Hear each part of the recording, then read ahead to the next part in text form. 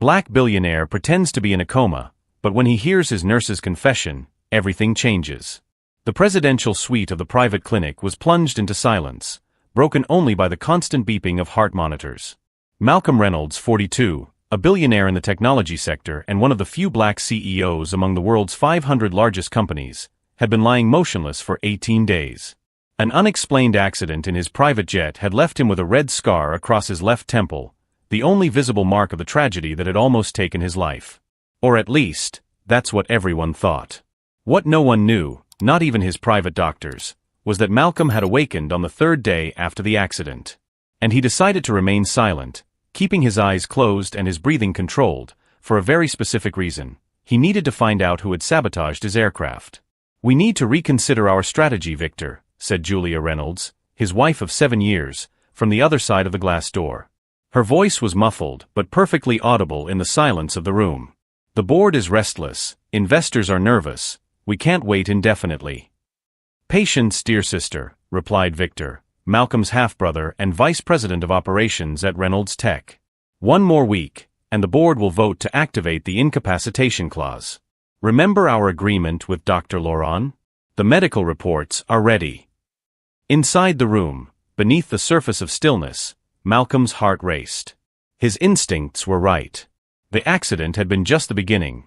The sabotage of the aircraft had not been a simple assassination attempt, but part of an elaborate plan to take control of his empire. "What about his lawyer, Diana Coleman?" Julia asked. "She's still insisting on seeing the original test results." "Diana won't be a problem for much longer," Victor replied with icy confidence. "I've arranged a meeting for her with the Bar Association's Ethics Committee. It seems some incriminating documents have been discovered in her office." Malcolm felt his blood boil as he listened to the conspiracy against his most loyal advisor. Diana Coleman, one of the few black lawyers in the corporate world, had been his mentor in law school and then his right-hand woman in building Reynolds Tech. The bedroom door slid open softly. The footsteps that entered were different, light, rhythmic, careful. "Good morning, Mr. Reynolds." The voice was clear, professional, without the false sweetness that many used when speaking to unconscious patients. "I'm Maya, your new night nurse." Malcolm caught the faint scent of lavender as she moved around the room, checking his vitals and adjusting something on his monitor. "Your readings are stable," she said, making notes. "That's good." There was a moment of silence, then he felt the light weight of someone sitting down in the chair next to the bed.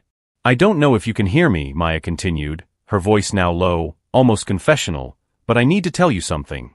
I shouldn't be here." Malcolm kept his breathing perfectly controlled, though his curiosity was immediately piqued. "I was hired 3 days ago to replace your previous nurse. She resigned suddenly, or so I was told." Maya paused. "But last night, I found something strange while reviewing your medical records. The sedation levels are well above protocol for your neurological condition, and there are discrepancies in the reflex reports." She leaned closer, her voice now just a whisper.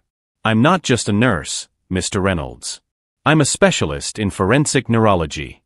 And I can tell you with certainty that something is very wrong with your treatment. Someone is deliberately keeping you sedated, preventing your recovery." Malcolm's heart skipped a beat, a movement too slight for the monitors to detect, but real nonetheless.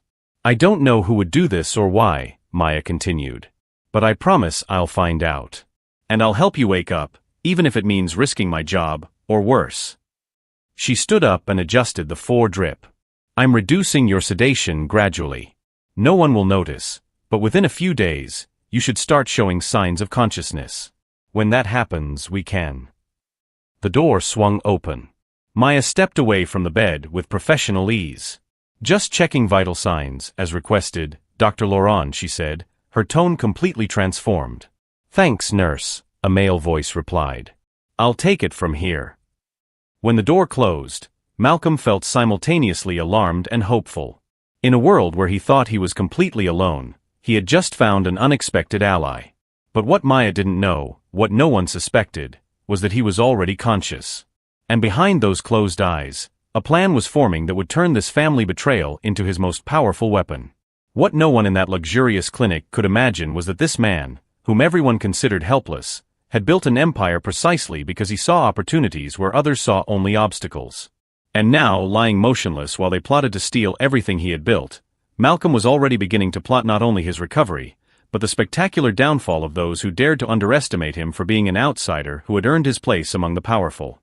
If this story of betrayal, resistance, and the unlikely alliance between a billionaire and a nurse has piqued your curiosity, sign up now to find out how Malcolm will turn his apparent fragility into the greatest strength against those who tried to destroy him.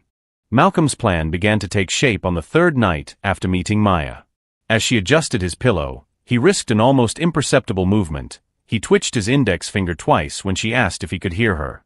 Maya froze, her eyes wide. You're conscious? A movement. Yes.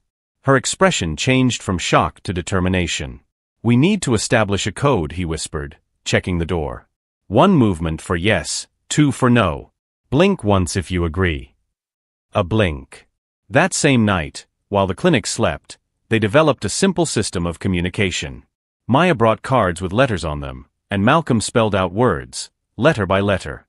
It was slow, exhausting, but every word formed was a small victory against those who sought to silence him. They sabotaged my plane, he spelled out on the first night. Who would do that? Maya asked, incredulous. Julia and Victor. Maya paled. His wife and his brother? Why? Project Aurora. Project Aurora, the revolutionary innovation that Reynolds Tech was secretly developing under Malcolm's direct supervision. A renewable energy system that promised to drastically reduce electricity costs in low-income communities. Malcolm had kept the details away from the board, sharing only with his small team of trusted associates. During the day, Maya watched.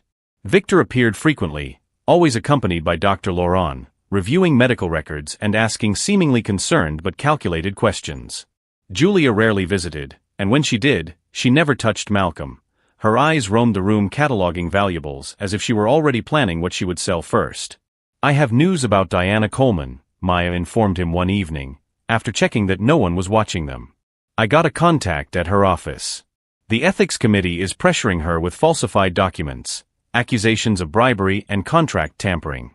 All fabricated, of course. Malcolm flashed a quick glance, anger evident even in his state of forced immobility. Don't worry, Maya smiled confidently. I've already sent her an anonymous message warning her about the charges. Diana is brilliant, she'll see right through the setup. Meanwhile, Victor was moving forward with his plan. Maya managed to record a conversation between him and Dr. Laurent in the hallway. The board will vote next week, Victor said, checking his gold watch. We need the final neurological report confirming permanent brain damage. It's almost ready, Laurent replied, his voice low and nervous.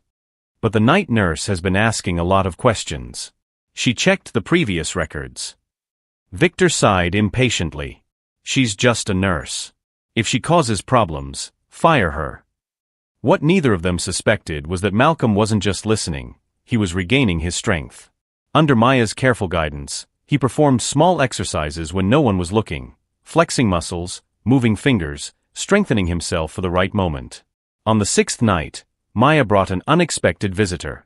I have someone here who needs to see you, she whispered, closing the door quietly behind her. I trust her completely. A stern-looking woman approached the bed, studying Malcolm critically.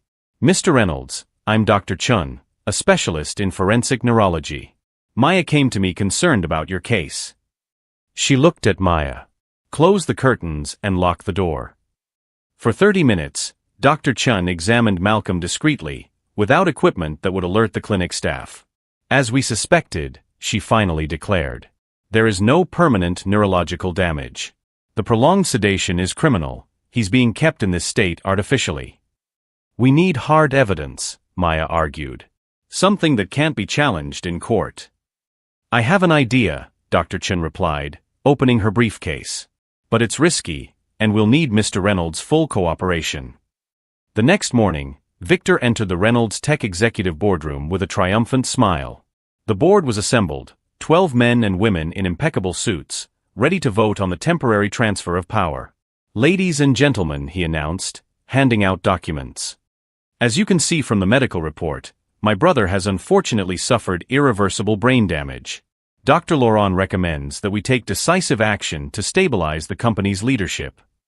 Elizabeth Okafor, the only black board member and Malcolm's longtime friend, examined the documents suspiciously.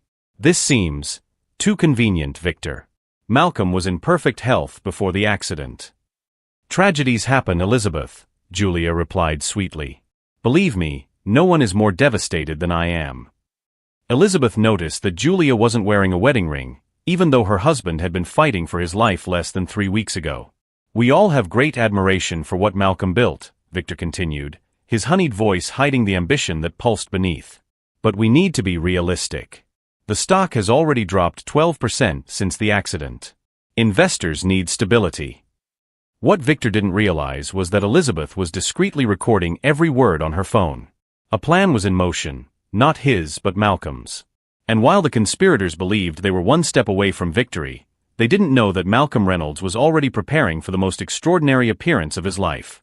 At that very moment, in the private clinic, Maya exchanged meaningful glances with Dr. Chun as they both looked at the results of a secret test they had just performed. The monitor showed something no one expected, something that would completely change the game. The man everyone believed to be on the verge of death was not only fully conscious, but had regained much more control over his body than anyone could have suspected. Ready for the next phase? Maya asked as Dr. Chun put away the portable equipment. Malcolm's eyes opened fully for the first time in weeks, and a slow smile formed on his lips. More than ready, he replied, his voice hoarse from disuse but loaded with determination. They think they're taking over my empire, but they have no idea what's coming. The billionaire everyone believed to be lost in the shadows of a deep coma was, in fact, just waiting for the perfect moment to emerge, not just to reclaim what was rightfully his, but to reveal a truth that would shake the very foundations of everything his family believed they had built. A secret that not even Maya, his most loyal ally, could have imagined. The Reynolds Tech boardroom was as quiet as a courtroom awaiting sentencing. Victor smiled discreetly as he distributed copies of the falsified medical report. Julia, sitting next to him, maintained an expression of fake sadness, occasionally touching the corner of her eyes with a silk handkerchief, tears that never fell. If there are no further questions, Victor announced, we can proceed to vote on the temporary transfer of executive powers, as recommended by Dr. Laurent. Elizabeth Okafor raised her hand. I have one final question. Why isn't Dr. Laurent here to explain his medical findings in person? Victor exchanged a quick glance with Julia. Unfortunately, the doctor has been called away on an emergency. But his report is quite clear. As clear as his conscience, Victor. The deep, steady voice echoed through the conference room. All eyes turned abruptly toward the door. Malcolm Reynolds stood in the doorway, impeccably dressed in a navy blue suit, leaning slightly on a dark wooden cane. At his side, Maya and Dr. Chun watched the shocked reactions of the board. Diana Coleman, his lawyer, followed close behind with a black briefcase in her hands. Julia knocked her glass of water onto the table. Victor froze, his face drained of color. That's impossible, Victor muttered, slowly rising to his feet. You're in a deep coma. Dr. Laurent confirmed. Dr. Laurent, Malcolm interrupted, stepping into the center of the room, is currently being questioned by the police on charges of falsifying medical documents and attempted murder through criminal medical negligence. Dr. Chun stepped forward, placing a set of neurological tests on the table. As an independent forensic neurologist, I can confirm that Mr. Reynolds was kept in an artificially sedated state without any medical necessity. His natural recovery was deliberately sabotaged. Absurd, Julia protested, her composure now completely shattered. My husband had a terrible accident. A very convenient accident, Malcolm added coldly. A jet with impeccable maintenance that mysteriously suffers a critical hydraulic failure precisely when you were pushing for a review of the company's shareholding structure. Diana opened her briefcase and distributed documents to the board. Here we have the records of communications between Julia Reynolds and Victor Hayes in the weeks leading up to the accident. You'll notice specific references to a permanent solution to the Aurora obstacle. The Aurora Project. The heart of the social innovation Malcolm was developing. Low-cost sustainable energy for poor communities. This is ridiculous, Victor tried to regain control. Obviously we're talking about technical obstacles to the project, not Malcolm. Malcolm smiled for the first time. Maya, please. The nurse stepped forward with a tablet, playing a video, Victor in the clinic hallway, talking to Dr. Laurent. Keep him sedated until the board vote. Then we can let nature take its course. A patient in a coma for this long. Accidents happen. The board members watched in utter shock. This is, doctored, Victor stammered, his face now red with panic. A montage. You can't believe this nurse. Forensic neurology expert, Maya corrected calmly. Certified in digital evidence analysis. And we have much more. Diana stepped forward, placing another document on the table. Bank records showing substantial payments from an offshore company controlled by Victor to Dr. Laurent, beginning 3 days before the accident. Elizabeth Okafor stood up, furious. This is disgusting. Attempted murder, corporate fraud, family betrayal. Malcolm approached Victor, who was now backing away. You know what fascinates me most, Victor? How you and Julia really believed you could take me down so easily. As if I, who built this company from the ground up facing prejudice at every meeting, every negotiation, every investment round, would just give up. Julia, seeing everything fall apart, tried one last card. Malcolm, dear, you're confused. You're still under the influence of the medication. We were just trying to protect you. Spare me, Malcolm cut her off coldly. Is your wedding ring in your purse, or has it already been sold?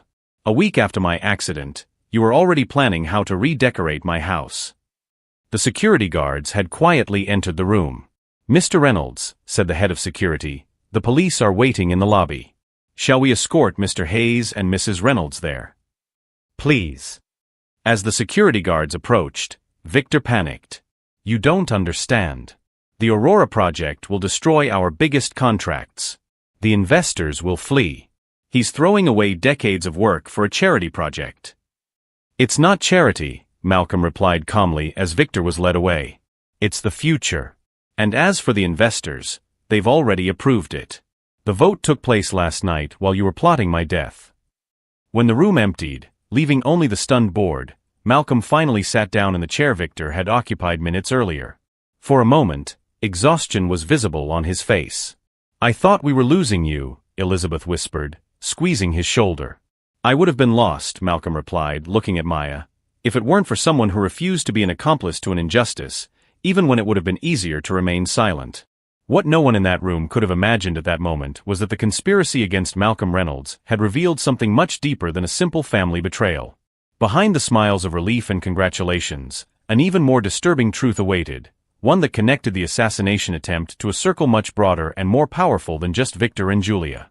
The justice of that day was only the first move in a much larger game, where the true motivations for silencing Project Aurora would involve some of the most influential names in the country. And as Malcolm watched Maya talking to Diana, one question lingered in his mind. How far would the loyalty of this woman who risked everything for a comatose stranger go? The answer, he would soon discover, would change not only his empire, but his entire understanding of trust, power, and the true meaning of family. 6 months had passed since that explosive board meeting. Reynolds Tech headquarters had been transformed, not just physically, with the Aurora project's solar panels gleaming on the roof, but in its fundamental purpose. Malcolm watched the city from the window of his redesigned office. That morning's newspapers reported the final sentence. Victor Hayes, convicted of attempted murder and corporate fraud, sentenced to 15 years. Julia, his ex-wife, had taken 8 years after a plea bargain. Dr. Laurent had lost his medical license and was awaiting a separate trial. You need to see this, said Maya, entering the room with a tablet. The video showed children in a public school in a poor neighborhood testing the new lights powered by the Aurora system. The first pilot project is working perfectly. A 78% reduction in energy bills. Malcolm smiled. What about the investors? Still nervous about our social turnaround? Nervous? The stock is up 42% since the announcement of the national rollout. Looks like doing good can be profitable after all. Elizabeth Okafor entered, followed by Diana Coleman, now Reynolds Tech's chief legal officer. The foundation is officially established, Elizabeth announced, placing the final documents on the table. The Reynolds Ellis Foundation for Ethics in Healthcare. Malcolm noticed Maya's surprised look when she heard her last name linked to his. You saved my life, he explained simply. Your name deserves to be there. I still can't believe you did that, Maya shook her head. allocating 30% of the Aurora project's profits to reform ethical practices in hospitals. Each participating hospital implements safety systems for vulnerable patients, Diana added. Password-protected cameras in critical care rooms, double-checking of medications, independent external ombudsman. By the way, Elizabeth interrupted, do you know who called me today? Victor. From prison. Malcolm raised his eyebrows. And what did our dear conspirator want? To negotiate, believe it or not. He said he has information about other executives involved in sabotaging the Aurora project.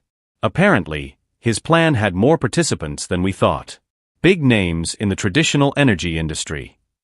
Malcolm didn't seem surprised. I always knew there was more to that conspiracy. Victor didn't have the intelligence to orchestrate it all by himself. Do you want me to arrange a visit? Asked Diana. No, Malcolm replied, turning back to the window. Leave him where he is. The truth has a way of emerging on its own, in its own time. Later that day, Malcolm and Maya walked through the company's new research center. Young scientists from diverse backgrounds worked on advanced prototypes of the Aurora system. You know what impresses me most? Maya commented, watching the team. It's not the technology, it's the culture change. Half of these researchers would never have had a chance in a traditional corporation. Malcolm nodded. When you're on the floor, like I was in that hospital bed, you realize who really cares and who just pretends. That experience taught me to judge people by their character, not their appearance or credentials. You could have just moved on after getting your company back, Maya observed. Why bother changing everything? Malcolm paused, staring at her seriously. Because I discovered something in that hospital room. Power without purpose is empty. Victor and Julia had everything, money, status, influence, and yet they wanted more, to the point where they tried to kill me for it. And me. Malcolm continued.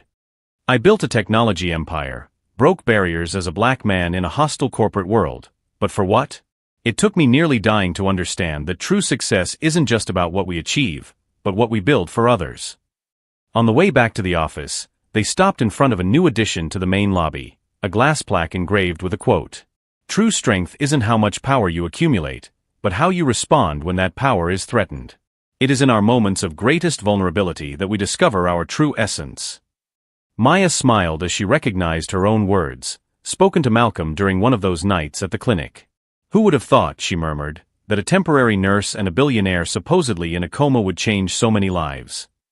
Malcolm took her hand gently. We're not done yet. We're just getting started. That night, while Victor contemplated the gray walls of his cell and Julia tried to adjust to life in federal prison, Malcolm and Maya finalized plans for the largest expansion of Project Aurora, bringing affordable energy to historically neglected communities on 3 continents. The conspiracy to destroy Malcolm Reynolds had not only failed, it had catalyzed a transformation no one could have predicted.